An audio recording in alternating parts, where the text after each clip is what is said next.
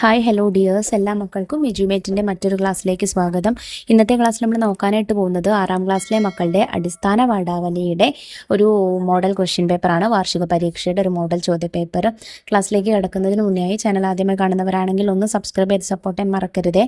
അതുപോലെ വീഡിയോ നിങ്ങളുടെ കുട്ടികളിലേക്ക് ഒന്ന് ഷെയർ ചെയ്ത് കൊടുക്കുകയും വേണേ. അപ്പോൾ ശരി, നമുക്ക് നേരെ ക്ലാസ്സിലേക്ക് കിടക്കാം.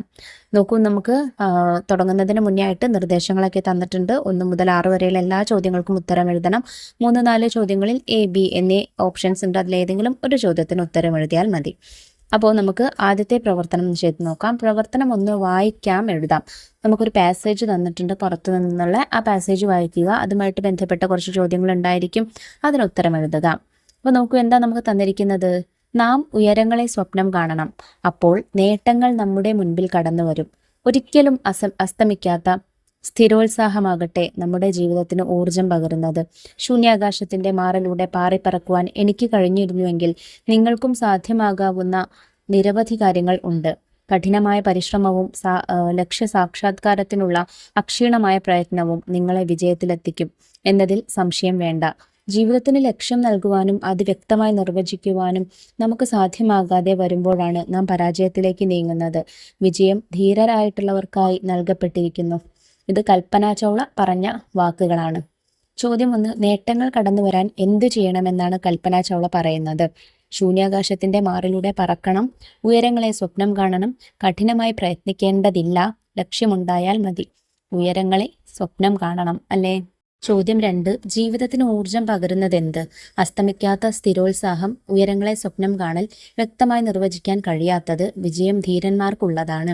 എന്താണ് മക്കളെ? അസ്തമിക്കാത്ത സ്ഥിരോത്സാഹമാണ്. ചോദ്യം 3, താഴെ പറയുന്ന പ്രസ്താവനകളിൽ ശരിയായത് ഏത്? 1, കഠിനമായ പരിശ്രമം വിജയത്തിലെത്തിക്കും. 2, ലക്ഷ്യ സാക്ഷാത്കാരത്തിന് അക്ഷീണമായ പ്രയത്നം ആവശ്യമാണ്. A 1 ശരി, 2 തെറ്റ്. B 1ഉം 2ഉം ശരി. C 1 തെറ്റ്, 2 ശരി. D 2ഉം ശരിയല്ല. ഇതിൽ 1ഉം 2ഉം ശരിയാണ്. അപ്പോൾ B ആണ് ശരിയായ ഉത്തരം. ചോദ്യം 4, പരാജയത്തിലേക്ക് നീങ്ങാനുള്ള കാരണങ്ങൾ എന്തൊക്കെയാണ്? 1, ശൂന്യാകാശത്തിന്റെ മാറിലൂടെ പാറിപ്പറക്കാൻ കഴിയുന്നത്. 2, ജീവിതത്തിന് ലക്ഷ്യം നൽകാൻ കഴിയാതെ വരുന്നു. 3, ജീവിത ലക്ഷ്യം നിർവചിക്കാൻ കഴിയാതെ വരുന്നു. A 1ഉം 2ഉം ശരി. B 1ഉം 3ഉം ശരി. C 2ഉം 3ഉം ശരി. D 3ഉം ശരിയാണ്. ഇതിൽ 2ഉം 3ഉമാണ് ശരിയായിട്ടുള്ള ഉത്തരങ്ങൾ. ചോദ്യം 5, അസ്തമിക്കാത്ത സ്ഥിരോത്സാഹത്തിന് പകരം നൽകാവുന്ന പദക്കൂട്ടം ഏത്? ജീവിത ലക്ഷ്യം, അക്ഷീണമായ പ്രയത്നം, വ്യക്തമായി നിർവചിക്കൽ, ശൂന്യാകാശത്തെ പറക്കൽ. അക്ഷീണമായ പ്രയത്നം എന്നതാണ് അസ്തമിക്കാത്ത സ്ഥിരോത്സാഹത്തിന് നമുക്ക് പകരം നൽകാവുന്ന ഒരു പദക്കൂട്ടം. പ്രവർത്തനം 2A, കൽപ്പന ചൗള എഴുതിയ മുകളിലെ ഖണ്ഡികയ്ക്ക് ഉചിതമായ തലക്കെട്ട് നൽകൂ. എന്തുകൊണ്ട് ആ തലക്കെട്ട് നൽകിയെന്നും വിശദമാക്കൂ. അപ്പം അതിനു മുന്നേട്ട് നമുക്ക് B ചോദ്യം നോക്കാം. നോക്കൂ, B, ഏകശാസനൻ അച്ഛൻ അവനെ ശിക്ഷിച്ചാലോ? ഇവിടെ ഏകശാസനൻ എന്ന പദം കൊണ്ട് അർത്ഥമാക്കുന്നത് എന്ത്? A, ഉപകാരം ചെയ്തയാൾ. B, സ്വേച്ഛാധികാരി. C, കരുത്തുള്ളവൻ. D, സുന്ദരൻ. ഏകശാസനൻ എന്ന് വെച്ചാൽ സ്വേച്ഛാധികാരി എന്നാണ് കേട്ടോ അർത്ഥമായി വരുന്നത്. ഇനി നമുക്ക് A ചോദ്യം നോക്കാം. അതായത് നമ്മളിപ്പോൾ വായിച്ച ഖണ്ഡികയ്ക്ക് ഒരു തലക്കെട്ട് നൽകുക, അതെന്തുകൊണ്ട് നൽകിയെന്ന് വിശദീകരിക്കുകയും ചെയ്യുക. അക്ഷീണ പ്രയത്നം എന്ന തലക്കെട്ടാണ് ഞാൻ നൽകുന്നത്. ജീവിത വിജയത്തിന് അസ്തമിക്കാത്ത സ്ഥിരോത്സാഹം കൂടിയേ തീരൂ എന്നാണ് കൽപ്പന ചൗള ഈ കുറിപ്പിൽ പറയുന്നത്. ഉയരങ്ങളെ സ്വപ്നം കാണാനും അതിനായി സ്ഥിരമായി പരിശ്രമിക്കാനും അവർ ആവശ്യപ്പെടുന്നു. അതിനാൽ അക്ഷീണ പ്രയത്നം എന്നത് ഉചിതമായ തലക്കെട്ട് തന്നെയാണ്. ഇതിലെ C ചോദ്യം, മലർന്നു കിടക്കുന്ന കൊച്ചുകുഞ്ഞുങ്ങൾ തടസ്സങ്ങൾ മറികടക്കുന്നത് എങ്ങനെയെല്ലാമാണെന്നാണ് വാഗ്ഭടാനന്ദൻ പറയുന്നത്. 1, ഉറക്കെ കരയുന്നു. 2, കൈക്കാലിളക്കി മുട്ടുകുത്തി നടക്കാൻ ശ്രമിക്കുന്നു. 3, വീണാലും എഴുന്നേറ്റ് നിൽക്കാനും പിഞ്ചുകാലുകൾ ഊന്നി നടക്കാനും തുടങ്ങുന്നു. A 1ഉം 2ഉം ശരി. B 1ഉം 3ഉം ശരി. C എല്ലാം ശരിയാണ്. D 2ഉം 3ഉം ശരി. ഇതിൽ 2ഉം 3ഉമാണ് ശരി, അതായത് ഓപ്ഷൻ D. മൂന്നാമത്തേത് ഓർ ക്വസ്റ്റ്യൻ ആണ്. അതിൽ A ക്വസ്റ്റ്യൻ, അഭിപ്രായക്കുറിപ്പ്. അച്ഛൻ്റെ സമ്മാനമാം പെണ്ണുമായി നിൽക്കുന്നേരം അപ്പുവിനുണ്ടായി തീർന്നതസ്വാസ്ഥ്യം പല മട്ടിൽ. ഇതിനി കളഞ്ഞാലോ തല്ലുകൊള്ളുമെന്നേട്ടൻ, ഇത് നാലായിട്ടുണ്ടാം നാളേക്കെന്നുടനമ്മ. എൻ്റെ പെണ്ണിനി തൊട്ടുപോയാൽ എന്നേടത്തി, താൻ എന്തൊക്കെ താക്കീതുകൾ ഏറ്റണം ഇതോടൊപ്പം. അപ്പുവിനോട് വീട്ടിൽ നിന്നും ഇങ്ങനെ പെരുമാറിയത് ശരിയായോ? നിങ്ങളുടെ അഭിപ്രായം കുറിപ്പായി എഴുതുക. ഇടശ്ശേരിയുടെ ഉടമസ്ഥത എന്ന കവിതയിലെ ആദ്യ വരികളാണ് ഇത്. അച്ഛൻ അപ്പുവിനൊരു പേന സമ്മാനമായി നൽകുന്നു. അപ്പോൾ തന്നെ ചേട്ടനും അമ്മയും ചേച്ചിയും പ്രതികരണവുമായി എത്തി. ഇത് കളഞ്ഞാൽ തല്ല് കിട്ടും എന്നാണ് ഏട്ടൻ പറയുന്നത്. ഈ പേന നാളെയാകുമ്പോഴേക്കും 4 കഷ്ണമാക്കി ഇവൻ മാറ്റുമെന്ന് അമ്മയും പറഞ്ഞു. മാത്രമല്ല എൻ്റെ പേന നീ ഇനി തൊട്ടുപോകരുതെന്ന് ചേച്ചിയും അവനെ കുറ്റപ്പെടുത്തി. ഇങ്ങനെ വീട്ടിലെ അച്ഛനൊഴിച്ച് 3 പേരും അവനെ കുറ്റപ്പെടുത്തുന്നത് കാണുമ്പോൾ നമുക്ക് പോലും സങ്കടം തോന്നും. ആ കുറ്റപ്പെടുത്തലുകൾ അവനെ മാത്രമല്ല സങ്കടപ്പെടുത്തിയത്, നമ്മൾ ഓരോരുത്തരെയുമാണ്. അച്ഛൻ പറഞ്ഞതാണ് ശരി. നിങ്ങളൊരു സമ്മാനത്തെ വാടക ചരക്കാക്കി കണ്ടു. അത് ശരിയല്ല. സമ്മാനം സമ്മാനം തന്നെ. അങ്ങനെ കാണണമായിരുന്നു എല്ലാവരും. മൂന്നാമത്തെ പ്രവർത്തനത്തിലെ ബി ചോദ്യം, അതായത് ഓർ ക്വസ്റ്റ്യൻ ആണ്. പെട്ടെന്ന് വെള്ളവുമായി ഒരു ചെറുക്കൻ പാടത്തേക്ക് ഇറങ്ങി. ആളുകൾ അത്ഭുതപ്പെട്ടു. അത് കുഞ്ഞിരാമനായിരുന്നു. അയാൾ നമ്പ്യാരുടെ മുഖത്ത് വെള്ളം തളിച്ചു. ബോധം വന്നപ്പോൾ കുടിക്കാൻ വായിൽ കുറച്ച് ഒഴിച്ചു കൊടുക്കുകയും ചെയ്തു. അത്രയുമായപ്പോൾ മറ്റു വിദ്യാർത്ഥികളും വന്നുകൂടി.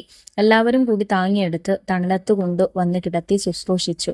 ഉറൂബ് എഴുതിയ നോവൽ ഭാഗമായ ആ രക്തം മാഞ്ഞുപോയില്ല എന്നതിൽ നിന്നും എടുത്ത ഭാഗമാണ് മുകളിൽ നൽകിയത്. കുഞ്ഞിരാമന്റെ പ്രവൃത്തിയെക്കുറിച്ച് നിങ്ങളുടെ അഭിപ്രായം കുറിപ്പാക്കുക. കുഞ്ഞിരാമൻ മാതൃകാപരമായ പ്രവൃത്തിയാണ് നടത്തിയത്. സ്വാതന്ത്ര്യസമര സേനാനിയായ വടക്കൻ നമ്പ്യാരെ വിദേശ വസ്ത്രബഹിഷ്കരണ പിക്കറ്റിംഗ് സമരത്തിൽ പങ്കെടുത്തതിന്റെ ഫലമായി പോലീസ് ഒരു വയലിൽ കൊണ്ടുപോയി ഭീകരമായി മർദ്ദിച്ചു. പോലീസ് ബൂട്ട്സിട്ട കാലുകൊണ്ട് മുഖത്തടക്കം തൊഴിച്ചു. വടക്കൻ നമ്പ്യാരുടെ ചോര ആ വയലിൽ ഇറ്റിറ്റു വീണു. അയാൾ ബോധരഹിതനായി നിലം പതിച്ചു.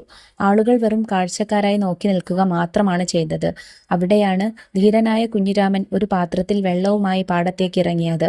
വടക്കൻ നമ്പ്യാരുടെ മുഖത്ത് വെള്ളം തളിക്കുകയും ബോധം വന്നപ്പോൾ കുടിക്കാൻ വെള്ളം നൽകുകയും ചെയ്തു. ഇതുകണ്ട് മറ്റു കുട്ടികളും രംഗത്ത് വരികയും ശുശ്രൂഷിക്കുകയും ചെയ്തു. പോലീസ് ഈ വിവരമറിഞ്ഞ് പിറ്റേന്ന് സ്കൂളിലെത്തുന്നുണ്ട്. പോലീസിനോട് താൻ ഒരു സ്കൗട്ടിന്റെ ചുമതലയാണ് നിർവഹിച്ചത് എന്നായിരുന്നു കുഞ്ഞിരാമന്റെ മറുപടി. കുഞ്ഞിരാമൻ ധീരനായിരുന്നു. അത് കേവലം വാക്കുകളിൽ മാത്രമല്ല, പ്രവൃത്തിയിലൂടെയും അവൻ തെളിയിച്ചു. പ്രവർത്തനം 4, അതും ഓർ ക്വസ്റ്റ്യൻ ആണ്. അതിൽ എ പ്രസംഗമാണ്. ആയുധ വിദ്യാഭ്യാസത്തിന്റെ അവസാന ദിവസം അർജുനനെ വെല്ലുവിളിച്ച് വേദിയിലെത്തിയ കർണനെ കുലമഹിമ പറഞ്ഞ് അപമാനിക്കുന്ന കൃപാചാര്യരെ നാം കണ്ടു. അപമാനിക്കപ്പെട്ട കർണനെ സുഹൃത്തായ ദുര്യോധനൻ സാന്ത്വനിപ്പിക്കുകയും അംഗരാജ്യത്തിന്റെ അധിപനായി അവരോധിക്കുകയും ചെയ്യുന്നു. ഈ സംഭവം ഉദാഹരിച്ചുകൊണ്ട് സൗഹൃദത്തിലൂടെ സ്വാതന്ത്ര്യം എന്ന വിഷയത്തിൽ ഒരു ലഘുപ്രസംഗം തയ്യാറാക്കുക. ആദരണീയരായ വ്യക്തിത്വങ്ങളെ, പ്രിയ സുഹൃത്തുക്കളെ, മഹാഭാരതത്തിലെ അതിശക്തമായ ഒരു രംഗം അനുസ്മരിച്ചുകൊണ്ട് എൻ്റെ വാക്കുകൾ തുടങ്ങാം. കൗരവരുടെയും പാണ്ഡവരുടെയും ആയുധവിദ്യ പ്രദർശിപ്പിക്കുന്ന രംഗവേദിയിൽ അർജുനന് തുല്യനായി കർണൻ ഉയർന്നു വരുന്നു. എന്നാൽ കർണന്റെ കഴിവ് കാണുന്നതിനേക്കാൾ ഉപരിയായി അദ്ദേഹത്തിന്റെ കുലമഹിമ തിരഞ്ഞ് അപമാനിക്കാനാണ് അന്ന് കൃപാചാര്യർ ശ്രമിച്ചത്. രാജകുമാരനല്ലാത്തവന് അർജുനനോട് മത്സരിക്കാൻ അർഹതയില്ലെന്ന് പറഞ്ഞ് ലോകത്തിനു മുന്നിൽ കർണന്റെ വ്യക്തിത്വത്തെ ചങ്ങലക്കിടാനാണ് അവിടെ ശ്രമം നടന്നത്. അവിടെയാണ് ദുര്യോധനൻ എന്ന സുഹൃത്തിന്റെ ഇടപെടൽ പ്രസക്തമാകുന്നത്. ലോകം കർണനെ സൂതപുത്രൻ എന്ന് വിളിച്ചു മാറ്റി നിർത്തിയപ്പോൾ തന്റെ സുഹൃത്തിന് അർഹമായ അന്തസ്സും സ്വാതന്ത്ര്യവും നൽകാനായി ദുര്യോധനൻ അദ്ദേഹത്തെ അംഗരാജ്യത്തിന്റെ രാജാവായി വാഴിച്ചു. ഇവിടെ നാം കാണുന്നത് സൗഹൃദത്തിലൂടെ കൈവരുന്ന സ്വാതന്ത്ര്യമാണ്. എന്താണ് സൗഹൃദത്തിലൂടെയുള്ള സ്വാതന്ത്ര്യം? ലോകം നിങ്ങളെ തളച്ചിടാൻ ശ്രമിക്കുമ്പോൾ നിങ്ങളുടെ കഴിവിനെ തിരിച്ചറിയുകയും അതിന് ആകാശത്തോളം ഉയരാൻ ചിറകുകൾ നൽകുകയും ചെയ്യുന്നതാണ് യഥാർത്ഥ സൗഹൃദം. ദുര്യോധനൻ കർണന് നൽകിയത് കേവലം ഒരു രാജ്യമല്ല, മറിച്ച് തലയുയർത്തി നിൽക്കാനുള്ള ആത്മവിശ്വാസവും സ്വാതന്ത്ര്യവുമാണ്. ജാതിയുടെയോ കുലത്തിൻ്റെയോ സമ്പത്തിൻ്റെയോ പേരിൽ സമൂഹം വ്യക്തികളെ വേർതിരിക്കുമ്പോൾ ആ വേലിക്കെട്ടുകൾ തകർക്കാൻ സൗഹൃദത്തിന് കഴിയും. സുഹൃത്തിൻ്റെ തണലിൽ ഒരാൾക്ക് ഭയമില്ലാതെ വിഹരിക്കാൻ കഴിയുന്നു. ഒരു സുഹൃത്ത് നൽകുന്ന പിന്തുണ നമ്മുടെ പരിമിതികളെ മറികടക്കാൻ നമ്മെ സഹായിക്കുന്നു. കർണന്റെ ജീവിതത്തിൽ ദുര്യോധനൻ നൽകിയ ആ സ്ഥാനം അദ്ദേഹത്തിന് ആയുധവിദ്യയിൽ തൻ്റെ പൂർണ്ണത തെളിയിക്കാനുള്ള സ്വാതന്ത്ര്യം നൽകി. സൗഹൃദം എന്നത് 2 വ്യക്തികൾ തമ്മിലുള്ള ബന്ധം മാത്രമല്ല, അതൊരു വിമോചനമാണ്. ഒരാൾ തളരുമ്പോൾ താങ്ങാവാനും ഒറ്റപ്പെടുമ്പോൾ ചേർത്തു പിടിക്കാനും കഴിയുന്ന സുഹൃത്തുക്കൾ ഉണ്ടെങ്കിൽ ഏതൊരു മനുഷ്യനും സ്വതന്ത്രനാണ്. തളർന്നുപോയ ഒരു സുഹൃത്തിന് അന്തസ്സോടെ ജീവിക്കാൻ അവസരം നൽകിയ ദുര്യോധനന്റെ ആ പ്രവൃത്തി സൗഹൃദത്തിന്റെ മഹത്തായ മാതൃകയാണ്. നമുക്കും നമ്മുടെ സുഹൃത്തുക്കൾക്ക് തണലാകാം. അവരുടെ സ്വപ്നങ്ങൾക്ക് സ്വാതന്ത്ര്യം നൽകുന്ന സുഹൃത്തുക്കളായി മാറാം. നന്ദി, നമസ്കാരം. ഇതിൽ തന്നെയുള്ള ബി ക്വസ്റ്റ്യൻ, വികാരങ്ങളെ ഉൾക്കൊള്ളാൻ കഴിയണമെങ്കിൽ അവ ഏറ്റവും ആഴത്തിൽ പതിയുന്ന ഭാഷയിൽ തന്നെ വേണം. ആഴത്തിലുള്ള സ്നേഹവും വെറുപ്പും ഭയവുമെല്ലാം നമ്മൾ പ്രകടിപ്പിക്കുന്നത് മാതൃഭാഷയിൽ തന്നെയായിരിക്കും. ഒരു കൃത്രിമമായ ഇതര ഭാഷാന്തരീക്ഷത്തിലും തലയിലൊരു തേങ്ങ വന്നു വീണാൽ നാം നിലവിളിക്കുന്നത് മാതൃഭാഷയിലായിരിക്കും. അതുകൊണ്ട് വികാരപരമായ വിദ്യാഭ്യാസത്തിന്റെ ഭാഷ മാതൃഭാഷ തന്നെ. അത് അറിവിനെ അനുഭൂതിയാക്കി മാറ്റുന്നു. നമുക്ക് ഭാവനാപരമായ ജീവിതം നൽകുന്നത് ഭാഷയും സാഹിത്യവുമാണ്. സാഹിത്യം ഇങ്ങനെ ഒരു അനുഭവത്തെ പലതാക്കി പെരുക്കുന്നു. മാതൃഭാഷ നമ്മെ ചേർത്ത് നിർത്തുന്നു എന്ന ലേഖനത്തിൽ നിന്നും എടുത്തിട്ടുള്ളതാണ് മുകളിൽ പറഞ്ഞ വരികൾ. മാതൃഭാഷയുടെ പ്രാധാന്യത്തെക്കുറിച്ച് ഒരു ലഘു പ്രസംഗം തയ്യാറാക്കുക. ആദരണീയരായ അധ്യാപകരെ, പ്രിയ സുഹൃത്തുക്കളെ, എല്ലാവർക്കും നമസ്കാരം. തലയിൽ ഒരു തേങ്ങ വന്ന് വീണാൽ നാം നിലവിളിക്കുന്നത് മാതൃഭാഷയിലായിരിക്കും എന്ന ഡോക്ടർ പി പവിത്രന്റെ നിരീക്ഷണം എത്രത്തോളം സത്യമാണെന്ന് നാം ചിന്തിച്ചിട്ടുണ്ടോ? മാതൃഭാഷ വെറുമൊരു വിനിമയ ഉപാധിയല്ല, മറിച്ച് നമ്മുടെ വികാരങ്ങളുടെയും സ്വത്വത്തിന്റെയും ആഴത്തിലുള്ള അടയാളമാണെന്ന് ഈ വരികൾ നമ്മെ ഓർമ്മിപ്പിക്കുന്നു. മാതൃഭാഷയുടെ പ്രാധാന്യത്തെക്കുറിച്ച് സംസാരിക്കുമ്പോൾ പ്രധാനമായും 3 കാര്യങ്ങളാണ് നാം ശ്രദ്ധിക്കേണ്ടത്.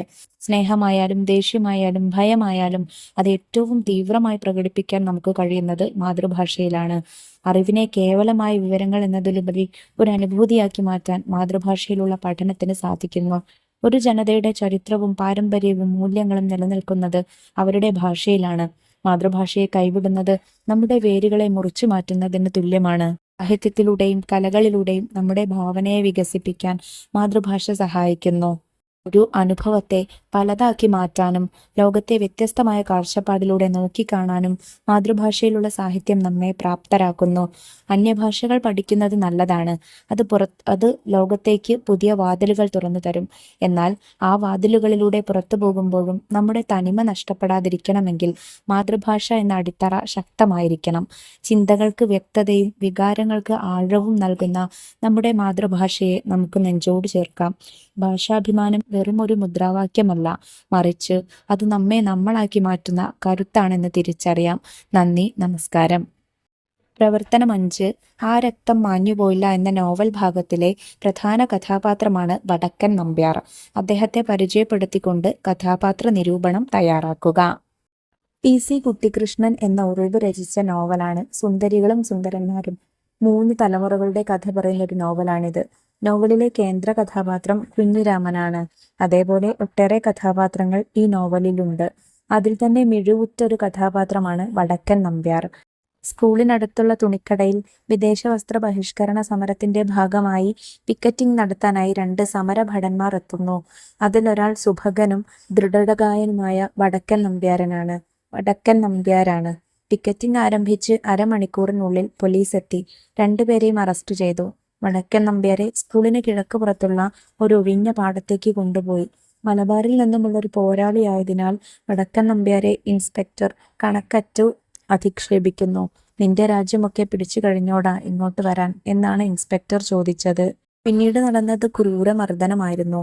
ബൂട്ട്സിട്ട കാലുകൾ കൊണ്ട് കടുത്ത മർദ്ദനം. അദ്ദേഹത്തിന്റെ രക്തം അവിടെ ഇറ്റിറ്റു വീണു. ആ രക്തത്തിലൂടെയാണ് ഇൻസ്പെക്ടർ നടന്നുപോയത്. വടക്കൻ നമ്പ്യാരുടെ ആ രക്തം മാഞ്ഞുപോയില്ല എന്ന് നോവലിസ്റ്റ് പറയുന്നു. 1000 വർഷങ്ങളിലെ മനുഷ്യതപസ്സിന്റെ തേജസ് അതിൽ ഊറിക്കിടപ്പുണ്ട് എന്നും മേൽപോട്ടുയരുന്ന മനുഷ്യാത്മാവ് ഭൂമിയിൽ ശക്തിയായി നിക്ഷേപിക്കുന്ന വിത്തുകളാണ് ആ രക്തബിന്ദുക്കളെന്നും നോവലിൽ പറയുന്നു.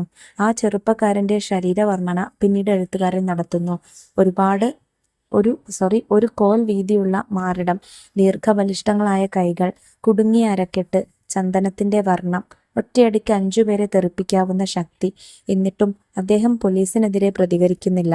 ഗാന്ധിജിയുടെ സത്യാഗ്രഹ സമര പരമ്പരയിലെ പോരാളിയാണ് അദ്ദേഹവും. ഈ നോവലിലെ ഒരു പ്രമുഖ കഥാപാത്രമാണ് വടക്കൻ നമ്പ്യാർ. അദ്ദേഹത്തിന്റെ പോരാട്ട വീറ് കാണിച്ചു തരുന്ന ഒരു നോവൽ ഭാഗമാണിത്. ഇതുപോലുള്ള ധീരമായ അനേകം പോരാളികളുടെ ശ്രമഫലമാണ് നമുക്കിന്ന് ലഭിച്ച സ്വാതന്ത്ര്യം. പ്രവർത്തനം 6. വായനാനുഭവം. നിങ്ങൾക്ക് ഇഷ്ടപ്പെട്ട ഏതെങ്കിലും ഒരു പുസ്തകത്തിന്റെ വായനാനുഭവം തയ്യാറാക്കുക. ലൂയിസ് കരോൾ രചിച്ച ലോക പ്രശസ്തമായ ബാലസാഹിത്യ കൃതിയാണ് ആലീസിന്റെ അത്ഭുത ലോകം. കുട്ടികളെയും മുതിർന്നവരെയും ഒരുപോലെ ആകർഷിക്കുന്ന ഈ പുസ്തകം ഭാവനയുടെയും യുക്തിരഹിതമായ തമാശകളുടെയും ഒരു കലവറയാണ്. ആലീസ് എന്ന കൊച്ചു പെൺകുട്ടി ഒരു മുയൽക്കുഴിയിലൂടെ അബദ്ധത്തിൽ വീഴുന്നതും തുടർന്ന് അവൾ എത്തുന്ന വിചിത്രമായ ലോകവുമാണ് ഈ കഥയുടെ പ്രമേയം. അവിടെ അവൾ കാണുന്ന കാര്യങ്ങളൊന്നും തന്നെ നമ്മുടെ സാധാരണ ലോകത്തിൻ്റേത് പോലെയല്ല. സംസാരിക്കുന്ന മുയൽ, അപ്രത്യക്ഷമാവുന്ന പൂച്ച, ചായ സൽക്കാരം നടത്തുന്ന തൊപ്പിക്കാരൻ, ചീട്ടു രാജകുമാരി എന്നിങ്ങനെ വിചിത്രമായ നിരവധി കഥാപാത്രങ്ങളെ അവൾ അവിടെ കണ്ടുമുട്ടുന്നു. യുക്തിക്ക് നിരക്കാത്ത കാര്യങ്ങളാണ് ഈ പുസ്തകത്തിലുടനീളം സംഭവിക്കുന്നത്. ആലീസിന്റെ ശരീരത്തിന്റെ വലുപ്പം കൂടുന്നതും കുറയുന്നതും മൃഗങ്ങൾ മനുഷ്യരെ പോലെ സംസാരിക്കുന്നതും വായനക്കാരെ അത്ഭുതപ്പെടുത്തും. വാക്കുകൾ കൊണ്ടുള്ള കളികളും തമാശ കലർന്ന സംഭാഷണങ്ങളും ഈ കൃതിയെ വ്യത്യസ്തമാക്കുന്നു. വളരെ ലളിതവും രസകരവുമായ ശൈലിയിലാണ് കഥയിൽ വിവരിച്ചിരിക്കുന്നത്. എന്നാൽ ആഴത്തിൽ ചിന്തിച്ചാൽ നമ്മുടെ സമൂഹത്തിലെ നിയമങ്ങളെയും പെരുമാറ്റ രീതികളെയും പരിഹസിക്കുന്ന ചില വശങ്ങൾ ഇതിൽ കാണാൻ കഴിയും. മുതിർന്നവർക്ക് ഇതൊരു ആക്ഷേപഹാസ്യമായി തോന്നുമ്പോൾ കുട്ടികൾക്ക് ഇതൊരു മാന്ത്രിക ലോകമാണ്. യാഥാർത്ഥ്യങ്ങളുടെ ലോകത്ത് നിന്ന് സ്വപ്നങ്ങളുടെ ലോകത്തേക്ക് വായനക്കാരെ കൊണ്ടുപോകുന്ന ഒരു അത്ഭുത യാത്രയാണിത്. വായനക്കാരുടെ ഭാവനയെ ഉണർത്താൻ സഹായിക്കുന്ന ഈ കൃതി ലോകത്തെ എല്ലാ ഭാഷകളിലേക്കും വിവർത്തനം ചെയ്യപ്പെട്ടിട്ടുണ്ട്. കുട്ടിക്കാലത്ത് തീർച്ചയായും വായിച്ചിരിക്കേണ്ട പുസ്തകങ്ങളിൽ ഒന്നാണിത്. അപ്പോൾ ഇത്രയും കാര്യങ്ങളാട്ടോ മക്കളെ നമുക്ക് ഈ ചോദ്യപേപ്പറിൽ ചർച്ച ചെയ്യാനായിട്ടുള്ളത്. ചോദ്യപേപ്പറിലെ എല്ലാ ചോദ്യങ്ങളും നമ്മൾ ഡിസ്കസ് ചെയ്തൊക്കെ ഇമ്പോർട്ടൻറ്റ് ക്വസ്റ്റ്യൻസ് ആണ്. മറക്കാതെ നല്ലതുപോലെ പഠിക്കുക. ചെയ്ത ചോദ്യങ്ങളൊക്കെ എല്ലാ മക്കൾക്കും ഉപകാരപ്രദമായി എന്ന് വിശ്വസിക്കുന്നു. കൂടുതൽ ക്വസ്റ്റ്യൻ പേപ്പേഴ്സിന് വേണ്ടി നമ്മുടെ ചാനൽ ഒന്ന് സബ്സ്ക്രൈബ് ചെയ്യാൻ മറക്കരുത്. അതുപോലെ ഇന്നത്തെ ക്ലാസ്സിനെ കുറിച്ചുള്ള അഭിപ്രായങ്ങളൊക്കെ കമൻറ്റ് ബോക്സിലൂടെ അറിയിക്കാനും വിട്ടുപോകരുത് കേട്ടോ. അപ്പോൾ ശരി, നമുക്ക് അടുത്ത ക്ലാസ്സുമായി വീണ്ടും കാണാം. താങ്ക്